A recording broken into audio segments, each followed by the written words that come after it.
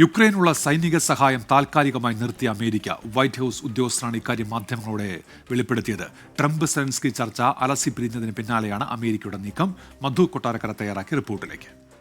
യുക്രൈനുള്ള എല്ലാ സൈനിക സഹായങ്ങളും അമേരിക്ക താൽക്കാലികമായി നിർത്തിവെക്കുകയാണ്. റഷ്യയുമായിട്ടുള്ള സമാധാന ചർച്ചകൾക്ക് യുക്രൈൻ തയ്യാറാണെന്ന് US പ്രസിഡന്റ് ഡൊണാൾഡ് ട്രംപിന് ബോധ്യമാകും വരെ ഈ സഹായം ഒന്നും പുനരാരംഭിക്കില്ല. ഈ ഉത്തരവ് ഉടനടി പ്രാബല്യത്തിലും വരും. യുക്രൈന് നൽകാനായി ഇപ്പോൾ ഏകദേശം ധാരണയായിട്ടിരിക്കുന്ന $1 ബില്യൺ ആയുധങ്ങളെയൊക്കെ ഈ പുതിയ തീരുമാനം ബാധിക്കും. US പ്രതിരോധ കമ്പനികളിൽ നിന്ന് നേരിട്ട് പുതിയ സൈനിക ഹാർഡ്വെയർ വാങ്ങുവാൻ യുക്രൈന് നൽകുവാൻ തീരുമാനിച്ച കോടിക്കണക്കിന് ഡോളറിന്റെ സഹായവും നിർത്തലാക്കുകയാണ്.